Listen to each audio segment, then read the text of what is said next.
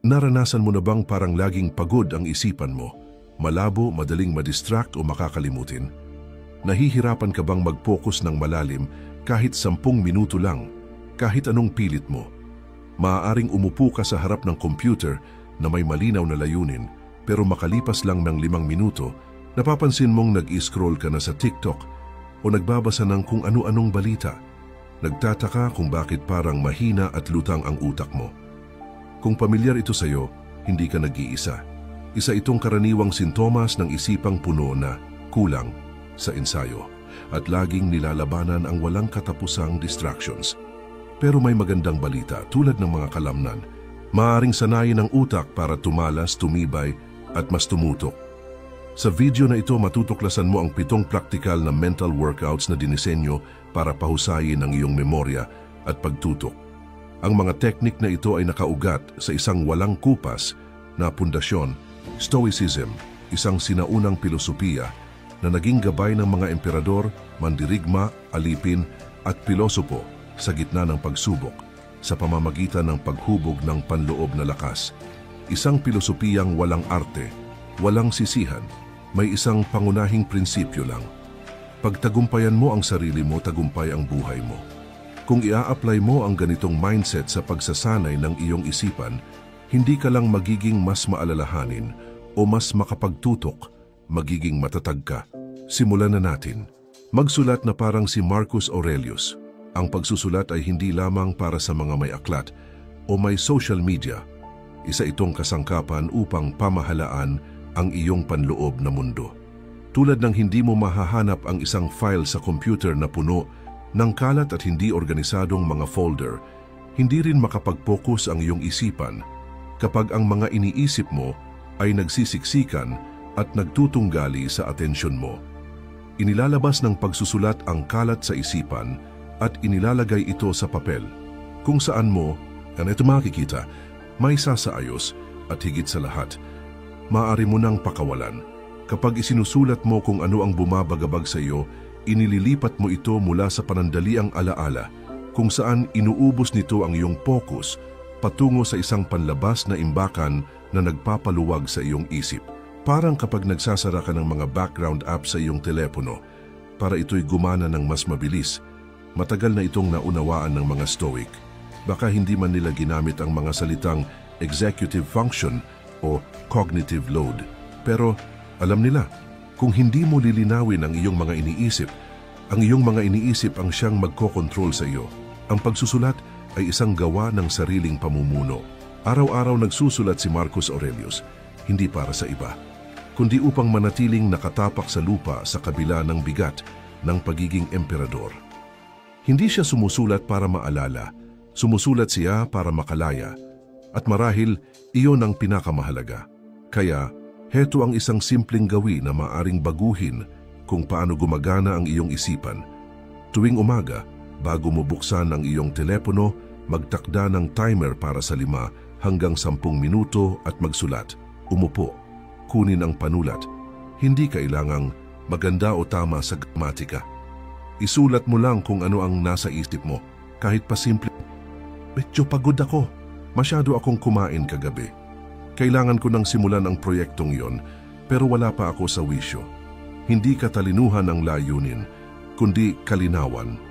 Tinutulungan ng pagsusulat ang iyong utak na ayusin ang mga iniisip, kilalanin ang kalat sa isipan at tukuyin kung ano talaga ang mahalaga. Pagkalipas ng ilang araw, mapapansin mong may mga umuulit na pattern, mga alalahanin at temang paulit-ulit. Ang simpleng pagkilala sa mga ito ay isang makapangyarihang hakbang patungo sa muling pagkakaroon ng fokus. Pinatitibay rin ng pagsusulat ang alaala sa pamamagitan ng paglipat ng impormasyon mula sa hindi malay patungong ganap na kamalayan. Kapag isinulat mo ang mga natutunan mo, mas malalim itong napoproseso ng iyong isipan. Hindi lamang tinatanggap, kundi binibigyang kahulugan. Ito ang tinatawag na generation effect, kapag ikaw mismo ang bumuo ng kaalaman kaysa basta lang tumanggap, nito mas matagal mo itong natatandaan. Ginagawa kang aktibong mag-aaral ng pagsusulat, hindi pasibong tumatanggap.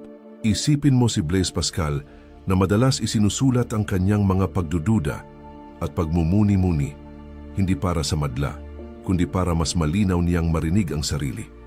Ang mga taong bihasa sa sarili nilang isipan ay hindi ipinanganak na kakaiba. Natutunan lang nilang makipag-ugnayan sa kanilang mga iniisip ng may layunin. Ang pagsusulat ay isang pakikipag-usap sa sarili, tahimik, walang paghusga. Maaari mong palalimin ang gawin na ito sa pamamagitan ng pagdaragdag ng isang layunin kada araw. Isulat ang isang bagay na nais mong tandaan, isang prinsipyo, isang sipi, isang katotohanan. Halimbawa, ito mula kay Epictetus. Hindi matututo ang isang tao kung iniisip niyang alam na niya ito. Ang pagkopya nito gamit ang kamay ay hindi lamang pagbabasa, ito ay pagninilay. At ang pagninilay ay mas epektibo sa pagpapatibay ng alaala kaysa kahit anong note-taking app. O, nakakatulong ang pagsusulat para maalala mo. Ngunit higit doon, nakakatulong ito para makalimot, umastama, makawala. Bit-bit natin ang mga lumat, hindi pinangalan ng damdamin munting pangamba, at alalahaning unti-unting sumisira sa ating focus. Nililinis ng pagsusulat ang mental workspace mo, parang pagsasara ng mga pop-up window na paulit-ulit na humahadlang sa iyong daloy. Kapag wala na ang mga iyon, muling luminaw at lumalim ang iyong pag-iisip. Kung naitanong mo na kung bakit minsan hindi ka makapag-focus, kung bakit ang pagbabasa ay parang mabigat na gawain, o kung bakit lumulutang ang isipan mo, pag-upo pa lang sa trabaho, hindi dahil tamad ka, sobra ka lang sa pasan. Sobra kang nagdadala ng mga hindi pa napoprosesong iniisip. Ang pagsusulat ay parang paglilinis ng RAM ng isipan bago magsimula ang tunay na pag-iisip. Kaya bukas ng umaga, laktawan muna ang lo-fi playlist o ang sobrang tapang na kape. Buksan mo ang isang kwaderno, kunin ang panulat at magsulat, tapat magulo kung anuman ang lumabas. Pagkalipas ng isang linggo, gumagaan na ang iyong isipan. Pagkalipas ng isang buwan, tumatalas ang iyong pag-iisip. At pagkalipas ng ilang buwan, hindi ka na hila-hila ng iyong mga iniisip. Ikaw na ang humahawak sa manibela. Kapag natulungan ka na ng pagsusulat na ayusin ang nasa loob mo, isali mo naman ang iyong katawan sa usapan. Hindi lahat ng sagot ay nasa pahina. May mga sagot na naghihintay sa paggalaw. Kahit pinakamaliit na hakbang, maaaring magbukas ng pinakamalalim na focus at pagkamalikhain sa loob mo. Pangalawa, igalaw ang katawan. May isang bagay na bihira nating mapansin. Ang mga sandaling may biglang kislap ng ideya o may biglang malinawan sa isip. Kadalasan, hindi ito nangyayari habang tayo'y nakaupo lang. Mas madalas, dumarating ito habang naghuhugas tayo ng pinggan, naglalakad sa labas o nagiinat matapos ang matagal na pagupo. Para bang ang bahagyang paggalaw ng katawan ay nagbubukas ng isang susi sa isipan. Hindi iyon aksidente, iyan ang kalikasan ng tao. Ginawa tayong gumalaw, hindi lang upang makarating mula punto A papuntang B, kundi upang mas makapag-isip, hindi hiwalay ang utak sa katawan. Ito ay isang pagpapalawig ng galaw. Kapag naglalakad ka, dumadaloy ng mas maayos ang dugo, mas maraming oksiheno ang umaabot sa utak, at ang mga bahagi ng isipan na may kinalaman sa alaala, konsentrasyon, wika at imahinasyon ay tumatalas. Kaya't sinasabi ng mga neuroscientist tulad ni Dr. Wendy Suzuki ng NYU na ang ehersisyo ang pinaka-transformatibong bagay na maaari mong gawin para sa iyong utak sa ngayon. Ngunit hindi kailangang mag-gym o tumakbo ng milya-milya upang gumalaw. Paalala ng mga Stoic, mamuhay ng simple, may layunin at episyente, at ganoon din dapat ang ating galaw. Naranasan mo na bang maglakad lang para mag-isip? Walang earphones, walang podcast, walang text, lakad lang, hinga at pansin. Bawat hakbang ay nagpapabagal sa bagyong umiikot sa iyong ulo. Habang gumagalaw ang mga paa, unti-unting nagkakaayos ang isipan. Marahil naranasan mo na ito noon, hindi mo lang alam kung anong tawag. Ngayon alam mo na, hindi lahat ay may oras para sa mahahabang lakad, pero kahit ang maliliit at simpleng galaw sa opisina, sa silid-aralan o sa loob ng bahay ay maaaring magkaroon ng di inaasahang epekto sa iyong isipan. Tumayo kada 30 minuto, maglakad-lakad ng 2 minuto na walang ginagawa. Basta gumalaw lang. Hindi lang ito para sa sirkulasyon ng dugo. Binibigyan din nito ng pagkakataon ng utak na mag-reset, parang pagpindot ng F5 sa iyong diwa. Bawat magaan na paggalaw ay nagpapalipat sa utak mula sa pagkapagod tungo sa panibagong lakas. Isa pang paraan, mag-isip gamit ang mga kamay. Kapag isinasama mo ang katawan sa proseso ng pag-iisip, tulad ng pagdodrawing sa whiteboard, malakas na pagbasa habang nakatayo o paglalakad habang nag-aaral, na aktibo mo ang parehong motor memory at semantic memory. Ang sabayang aktibasyong ito ay tumutulong sa utak na mas tumibay ang pag-alala. Tinawag ito ng mga Griego na loci method o pag-alala sa pamamagitan ng espasyo. Sa mas simpleng salita, gumalaw habang natututo at naroon din ang tahimik at paulit-ulit na mga gawain, paglalaba, paghuhugas ng pinggan ng walang ingay. Naaktibo rito ang tinatawag na default mode network ng utak, ang lugar kung saan namamayani ang pagkamalikhain at alaala. Ang mga dakilang inventor at negosyante tulad ni Nikola Tesla ay pinahahalagahan ang mga ganitong katahimikan bilang sagradong oras ng pag-iisip. Sa panahong puno ng ingay, ang tunay na tanong ay, binibigyan mo ba ang katawan ng pagkakataong tulungan ng isipan? O pilit ka pa ring nananatiling nakaupo, umaasang maging produktibo, habang unti-unting nauubos ang focus mo? Hindi na nakapagtataka kung bakit araw-araw naglalakad ng mahigit 20 kilometro si Mahatma Gandhi para linawin ang kanyang isipan, o kung bakit may sariling paglalakaran si Charles Darwin, ang tinatawag niyang sandwalk, kung saan siya nagpapabalik-balik habang iniisip ang teorya ng ebolusyon. Hindi mo kailangang maging si Darwin, pero kailangan mo ng sariling espasyo na gaya niyon, kahit ang pasilyo lang sa tabi ng iyong mesa. Subukang magtakda ng timer kada 45 minuto. Tumayo, mag-inat, at maglakad ng 10 ikot sa paligid ng iyong upuan o lumabas sa iyong balkonahe tuwing umaga bago tingnan ang telepono. 3 minutong tahimik na paggalaw at paghinga. Gawin mo ito araw-araw at mapapansin mong mas malinaw pa rin ang iyong isipan pagsapit ng hapon. Titibay ang iyong alaala at ang konsentrasyon ay hindi na pakiramdam na isang hiblang madaling maputol. Ang paggalaw ay hindi lamang pisikal.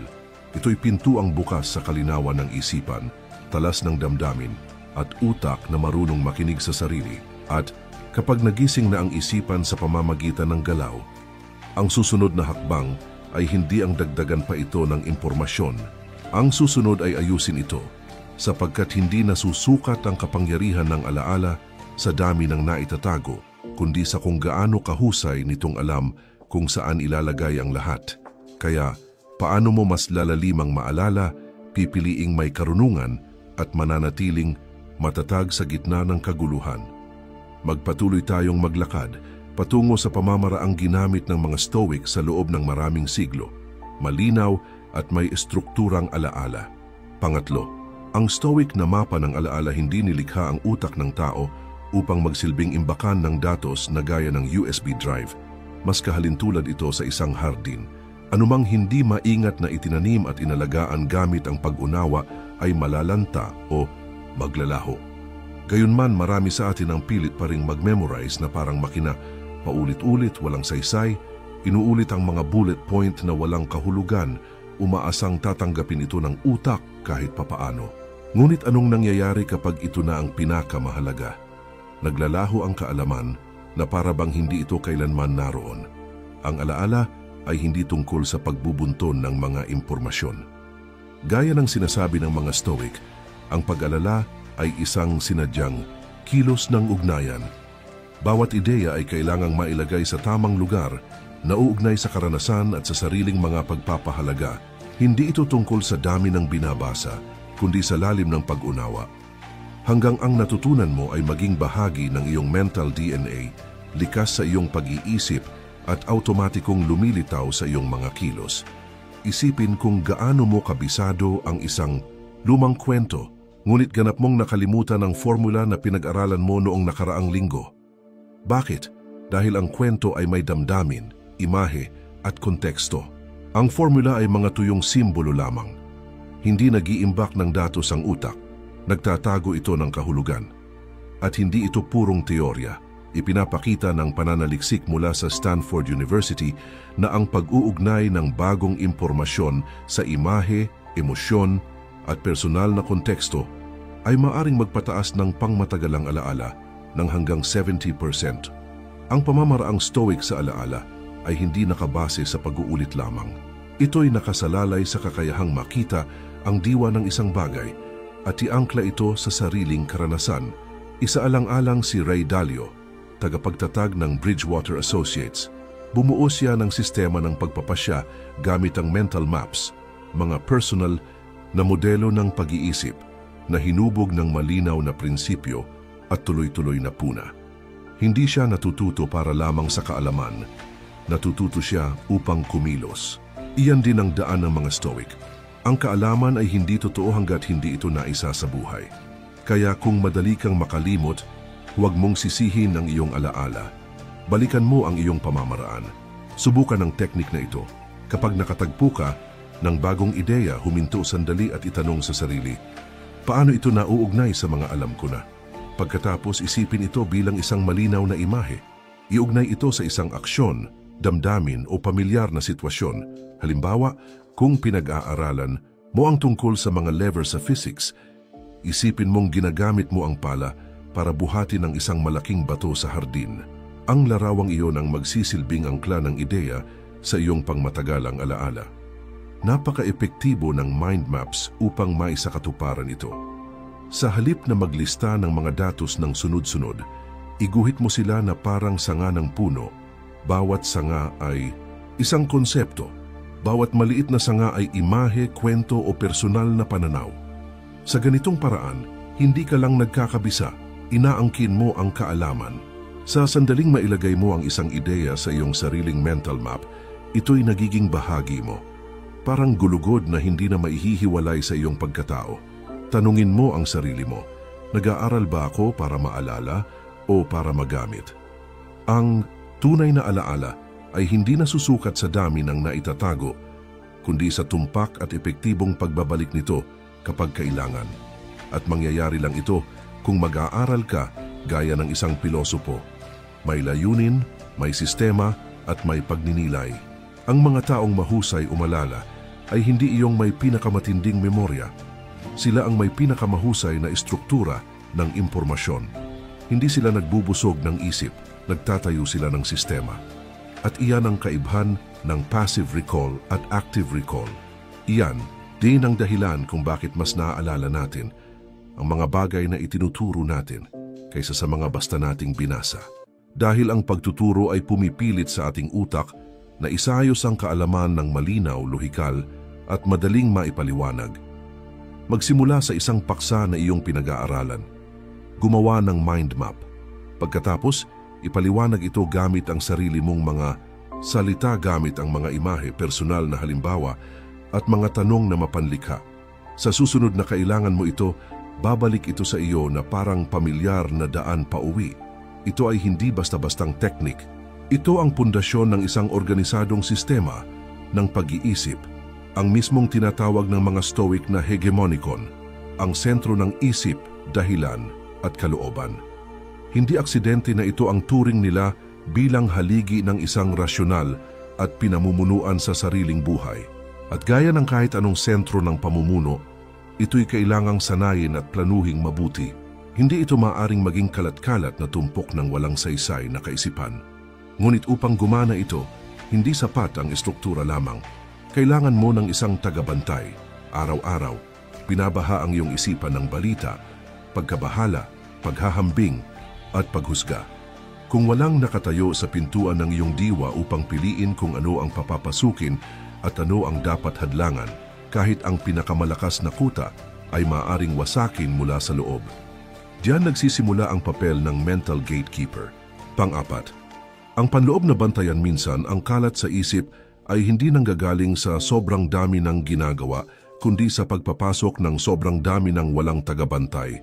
Tiningnan mo lang ang lagay ng panahon sa iyong telepono, pero nauwi ka sa panonood ng maikling video. May lumabas na notification, kumatok ang katrabaho. Isang random na isipin tungkol sa utang na hindi pa nababayaran kahapon ng sumakmal sa iyong isip. Wala ka pang nasimulan, pero parang nagmarathon na ang utak mo, malabo ang mga alaala at wala kang focus. Sa pilosopiyang Stoic, tinatawag ito na breach, hindi mula sa labas kundi mula sa loob. Inilarawan ito ni Marcus Aurelius bilang pagtataksil ng isang isip na walang bantay. Kaya kahit siya ay isang emperador, naglaan siya araw-araw ng oras para sa isang bagay, tahimik na pag-oobserba sa kanyang mga iniisip.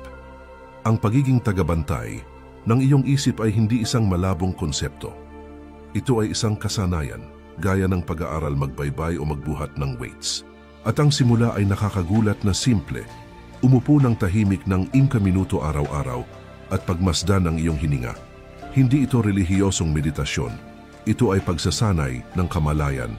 Kapag may pumapasok na isipin, huwag itong habulin, husgahan o piliting itaboy.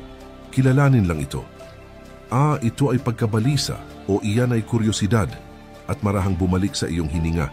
Parang doorman na tumitingin kung may paparating, tapos muling tumatayo ng matatag. Sa bawat ulit mong gawin ito, sinasanay mo ang utak mo na bumalik sa kasalukuyan. Isang mahalagang kakayahan para sa alaala at konsentrasyon. Ipinakita ng pananaliksik mula sa University of Massachusetts Medical Center na pagkatapos ng 8 linggong araw-araw na pagmamasid sa hininga, tumataas ng malaki ang gray matter density sa hippocampus, bahagi ng utak na konektado sa alaala. Samantalang ang amygdala, sentro ng stress at emosyon, ay lumiliit. Ano ang ibig sabihin nito? Hindi ka lang mas marami ang matatandaan, kundi mas bihira ka ng malunod sa mga nakakabahalang o nakakagambalang isipin. Nagsisimula ng muling. Ayusin ng utak mo ang sarili para sa kaliwanagan at kaayusan. Dito nagkakamali ang karamihan. Ang alaala ay hindi lang basta pagkuha ng tala, pag-uulit ng mga fakta o paggamit ng memory tricks. Ito rin ay tungkol sa pagpapanatiling malinis ng entablado ng iyong isipan para lumitaw ang mga mahalaga. Kung ang isip mo ay isang teatro, karamihan sa atin ay pinapapasok ang daan-daang di nakikilalang artista ng sabay-sabay. Walang script, walang spotlight, walang ayos. Ano ang resulta? Kaguluhan. Ang pagmamasid sa isip ay ang stage manager mo. Hindi nito pinipigilan ang mga artista. Pinipili lang nito kung sino ang papasok. Kaya kapag oras na para mag-focus, ang isip mo ay hindi na puno at maingay na lugar. Ito'y maliwanag, tahimik na espasyo, handa para sa mga mahahalaga. Pwede kang magsimula ngayon. Hindi mo kailangan ng espesyal na unan o perpektong tahimik na lugar. Kailangan mo lang ng upuan, sa minuto at isang desisyon. Umupo, ipikit ang mga mata at bantayan ang iyong isip na parang pinto ng isang banal na lugar. Kapag may pumasok na isipin, lagyan ito ng label, tapos bumalik sa hininga. Sa simula, madalas kang maligaw, palipat-lipat ang isip mo. Hindi iyon pagkakamali, iyon ang pagsasanay. Sa bawat pagkakataong mapansin mong lumihis ka at bumalik, isang rep iyon para sa iyong awareness muscle. Subukan mo ito ng tuloy-tuloy ng 7 araw, 5 minuto lang kada araw. Itala ang progreso mo. Mararamdaman mong magiging magaan ang isip. Mas dadami ang maalala mo. At nakakagulat, magkakaroon ka pa ng dagdag na oras dahil hindi ka nahuhubugin ng bawat paliparang isip. Tanungin ang sarili, buhay ka ba ng may isip na walang bantay? Gaano kadalas kang umupo para sa isang mahalagang bagay, tapos nauwi sa paglaho sa mga mensahe o paikot-ikot na pag-iisip? Kung madalas ang sagot, walang hiya doon. Ibig sabihin kailangan mo ng tagabantay at ikaw ang tagabantay na iyon. Kung nandito ka pa, patuloy na nagbabasa, kasama ko pa rin, congratulations. May ibig sabihin yan, hindi mo lang ito pinakikinggan, handa ka ng kumilos. Kung gayon, pindutin ang subscribe para hindi mo mapalampas ang susunod na mga bahagi. Dadalhin ka ng natitirang bahagi ng video sa buong sistema. Bawat piraso ay nagtutulungan para magkaroon ka ng utak na malinaw, nakatuon at kontrolado. Samahan mo ako. Ang tunay na kapangyarihan ay makikita kapag nasa ayos na lahat ng bahagi. Pang-5, isang gawain lang, stoiko ang paraan. Napansin mo na ba na may mga araw na sobrang busy ka, pero pagdating ng gabi, parang wala kang maalala na makabuluhang nagawa? Lahat ay parang malabo, parang ulan na dumudulas sa bintana. Ang isip mo ay parang kapehan sa oras ng rush hour. Maingay, siksikan, maraming tao na pumapasok at lumalabas na hindi nagtatagal. Wala kang natatandaan dahil walang tumagal ng sapat para maalala. Pero hindi mo kailangang magmuni-muni sa bundok o sa isang monasteryo para hasain ang alaala o pataasin ang konsentrasyon. Kailangan mo lang matutong isara ang kapehan, matutong gawin ng buong buo ang isang bagay, gaya ng mga Stoiko. Hindi bumagal ang mga Stoiko para mabuhay ng kakaunti, mas buhay sila. Hindi sila gumagawa ng kakaunti lang. Hindi lang nila ginagawa lahat ng sabay-sabay dahil nauunawaan nila ang isang mahalagang katotohanan. Ang alaala ay hindi imbakan lang. Isa itong spotlight. Nililiwanag lang nito ang tinutukan. Pero kapag palipat-lipat ang ilaw, wala talagang malinaw na naiilawan. Para maalala ng malinaw at malalim, kailangan mo itong bigyan ng buong atensyon ng sapat na tagal. Kaya ang focus ay hindi lang isang birtud ng Stoiko, isa itong ehersisyo ng isip. Halimbawa, nagbabasa ka ng libro, 3 pahina pa lang kinuha mo ang telepono para tingnan ang mensahe. Pagbalik mo, kailangan mong basahin muli ang pahina. Ang kakaibang pakiramdam na parang nabasa ko na ito ay cognitive fragmentation. Hindi nabigyan ng sapat na oras ng utak mo na ilipat ang impormasyon mula short-term patungong long-term memory. Kapag paulit-ulit mo ito ng 1 taon, makakabasa ka ng 12 ng libro pero walang maipapakita. Ang focus ay hindi luho. Ito ay kaligtasan, lalo na para sa isip na araw-araw ay pinapahirapan ng social media. Narito ang unang ehersisyo mo. Pumili ng isang gawain ngayon at gawing ritual ng focus. Halimbawa, paggawa ng kape. Kapag ginagawa mo ito, gawin mo lang talaga ito. Hingin ng bango ng beans. Pakinggan ang tubig na kumukulo. Panoorin ang kape na tumutulo. Huwag sumagot ng mensahe o isipin ang deadline. Hindi ka lang naroroon, tinuturuan mo ang utak mo na ito ay karapat-dapat na pagtuunan. 5 minuto lang ng isang bagay na buong focus ang gawin ay maaaring mag-reset ng buong nervous system. Hamos yung maatang nakakapagtaka, hindi ka mapapagod pagkatapos. Magiging magaan ang pakiramdam dahil hindi mo na kailangang i-juggle ang 10 ditapos na isip sa ulo mo. Alam mo ba na ang alaala ay hindi lang nakakabit sa impormasyon kundi sa estado ng isip mo? Kapag nag-aaral ka sa kalat-kalat na estado, tinatanggap ng utak mo ang karanasan bilang ingay at hindi ito pinapahalagahan. Pero kapag nakatuon ka ng buo, minamarkahan ng utak mo ang sandali bilang mahalaga. At doon ito naiimbak. Isa pang paraan para sanayin ang focus, pagsusulat gamit kamay. Kapag sumusulat ka ng kamay, hindi ka pwedeng copy-paste. Hindi mo pwedeng i-undo. Hindi ka makakalipat ng tab. Kailangan bumagal ang utak mo at ayusin ang mga iniisip nito. Pinapalakas nito ang linear na pag-iisip, mahalaga para sa alaala, lalo na sa mundo ngayon na puno ng mental interruptions mula sa social media. Ang pagsusulat gamit kamay ay tumutulong na manatili sa isang isipin ng mas matagal, kaya mas natatandaan mo ito. Kawili-wili, habang mas nagmamadali kang makaramdam, mas kailangan mong bumagal.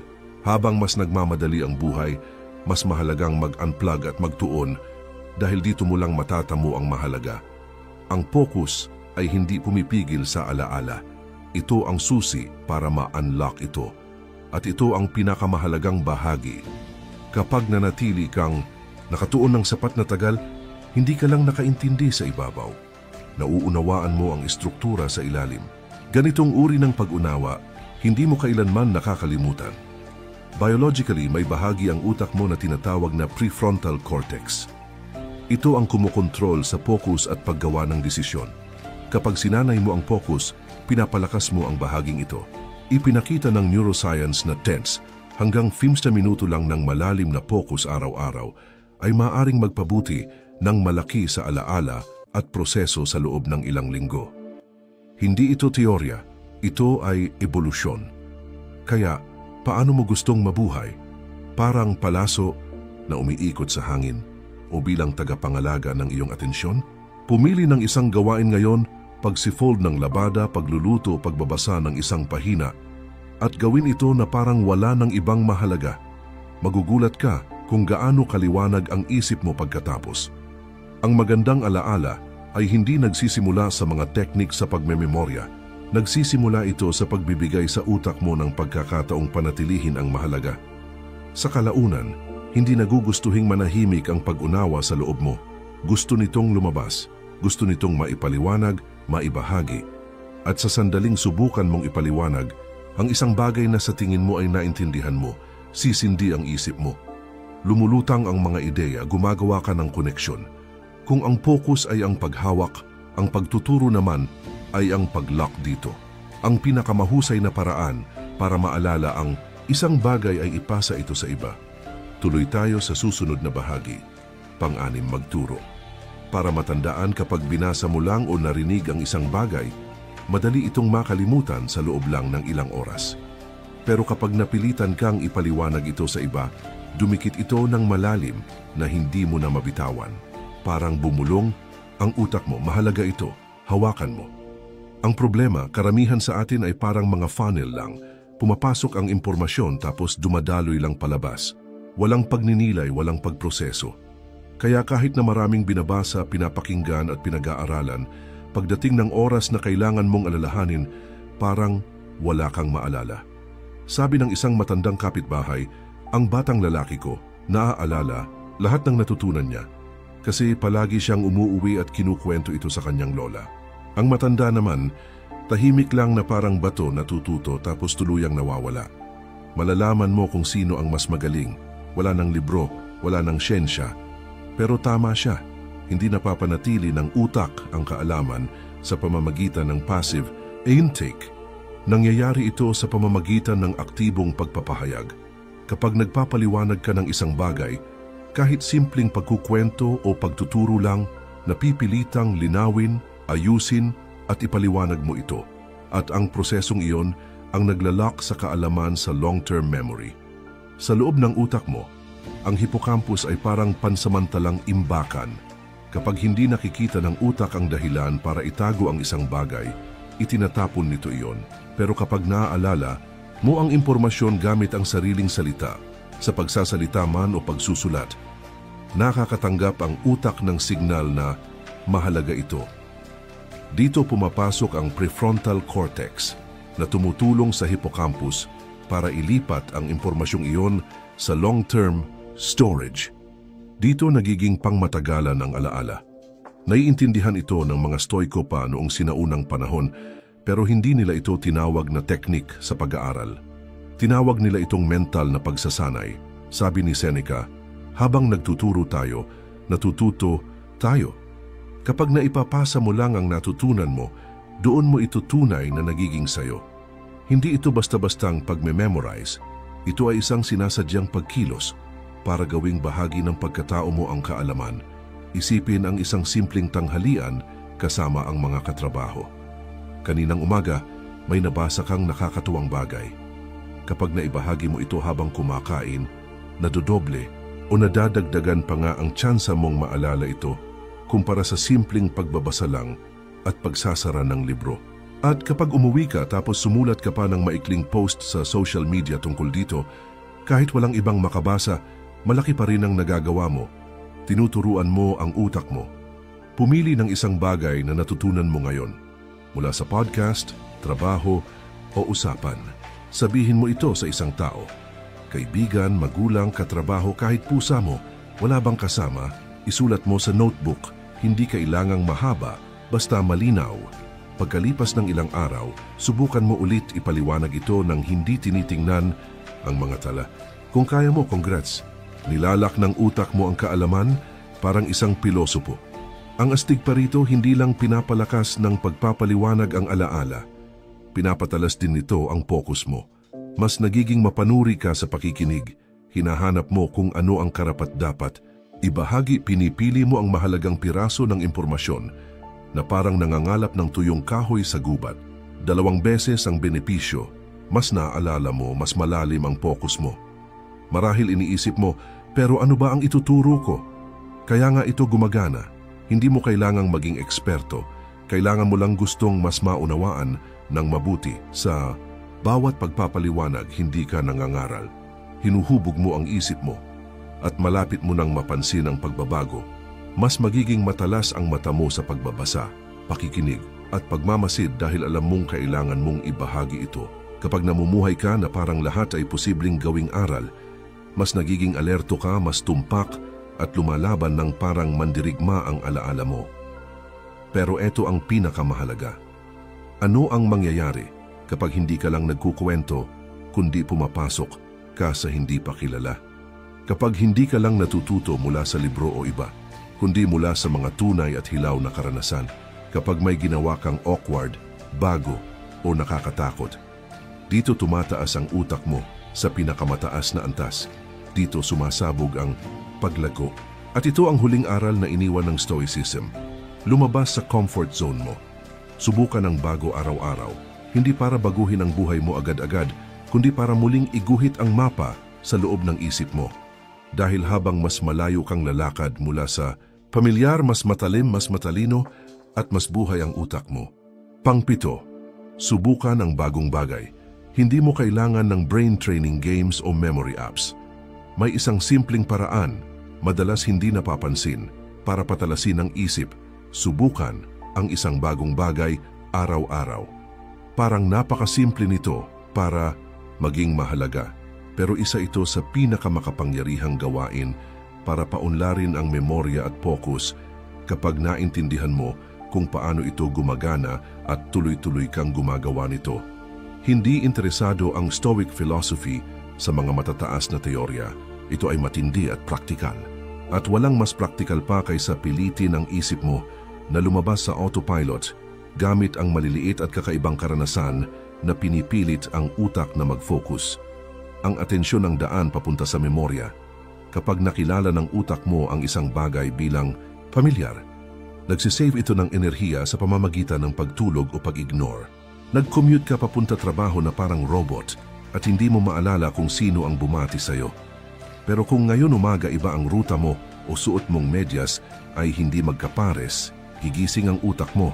Mapipilitan itong mag-engage para i-process ang bagong input. Dito nagsisimulang mag-activate ang memorya at focus. Hindi lang ito kwento lang.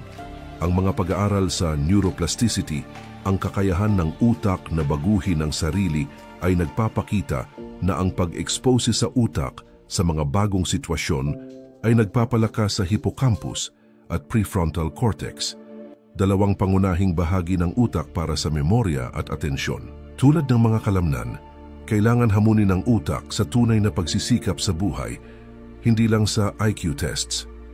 At ang pinaka-epektibong exercise ay kadalasang nasa anyo ng maliliit at kakaibang pagpili sa araw-araw mong routine. Pwede ka nang magsimula ngayon.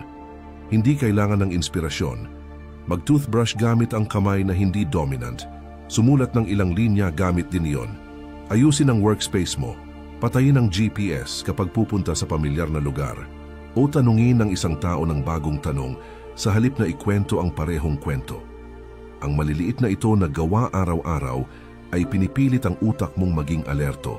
Nagpapataas ng dopamine, ang neurotransmitter na konektado sa memorya at motibasyon. Para sa mga Stoiko, ang bagong karanasan ay hindi libangan lang. Ito ay pagpapalalim ng karanasan at pagpatalas ng mental na tatag. Hindi pinag-uusapan ni Epictetus ang mga memory drills, pero pinilit niya ang intentional attention. Nagiging kung ano ka base sa binibigay mong atensyon. Kung araw-araw, pare-pareho lang ang pinapansin mo, magiging paikot-ikot kang loop. Pero kapag palawak-lawak ang iyong awareness, palalawak din ang iyong memorya at focus. Kaya ang totoong tanong, mas iba ba ang utak mo ngayon kaysa kahapon? Kung hindi, walang bagong natutunan. At kung pababayaan mo ang pinakamahalagang organ sa katawan mo, ano sa tingin mo ang mangyayari sa loob ng ilang taon? Ang pagbaba ng memorya ay hindi dulot ng edad. Dulot ito ng matamlay na routine na pumipigil sa utak na matuto. Ang mga tao tulad ni Nobel physicist Richard Feynman ay pinipilit na matuto ng bagong bagay araw-araw, lalo na ng mga bagay na wala sa kanilang larangan. Natutunan niya ang lockpicking, sketching at pagtugtog ng drums. Naniniwala siya na ang pag-aaral ng mga walang kinalamang skills ang nagpapanatili ng init ng utak, laging handa sa pagtanggap, pagproseso at pag-alala. Hindi lang ito totoo sa siyensya. Totoo ito sa sinumang gustong manatiling matalas, panatilihing simple, subukan ang City Araw na challenge. Bawat araw, gawin ang isang bagay na hindi mo pa nagagawa dati. Mas maliit, mas maganda. Matutunan ang 5 bagong salita sa ibang wika. Umorder ng pagkain na hindi mo pa natitikman. Magbasa ng artikulo sa topic na kadalasan ay iniiwasan mo. Makipag-usap sa estranghero sa elevator. Umupo sa ibang lugar sa trabaho. Pagkatapos ng 1 linggo, mapapansin mo na mas mabilis ang pag-alala, mas matalas ang focus, at mas buhay ang iyong panloob na mundo. Ang daan papunta sa mas mabuting memorya at focus ay hindi nagsisimula sa 1 oras ng meditation o speed reading course. Nagsisimula ito sa desisyon ng isang stoiko, tumangging mabuhay na paikot-ikot lang. Sa bawat kakaibang pamumuhay mo, ang utak mo ay nag-a-adjust, tumatalas at gumigising. Huwag maghintay ng motibasyon, gawin mo muna. Susunod ang linaw at alaala. At kung iniisip mo na ang pagsipilyo gamit ang kaliwang kamay ay walang epekto, mali ang pagka-underestimate mo sa utak na ginawa para matuto habang buhay. Kaya ano ang gagawin mo ngayon para hindi maging kopya lang ng kahapon ng utak mo? Napag-usapan natin ang 7 paraan para sanayin ang isip, hindi sa pag-uunahan o pagpilit alalahanin, kundi sa pamumuhay ng may kamalayan, intensyon at lalim, totoo sa diwa ng isang stoic practitioner. Mula sa pagsusulat para mas maintindihan ang sarili pagkilos para buhayin ang isip, hanggang sa pagsubok ng bago araw-araw. Bawat paraan ay may iisang layunin, panatilihing mabilis, matatag at malinaw ang isip sa gitna ng magulong mundo. Hindi kailangang palakasin ang utak. Kailangan lang itong bigyan ng espasyo para gawin ang likas nitong tungkulin, matuto, mag-adapt at umunlad. Kung may isang paraan dito na tumimo sa puso mo o nagbigay sa iyo ng ideya, huwag mag-atubiling. Ibahagi ito sa comments. Gusto kong marinig ang kwento mo at baka makatulong ang pananaw mo sa iba na katulad ng landas na tinatahak mo. At kung nagustuhan mo ang video na ito, isang like ang magandang paraan para malaman ng YouTube na karapat-dapat itong ibahagi. Salamat sa oras at atensyon mo. 2 sa pinakamahalagang regalo na maibibigay ng tao sa kapwa.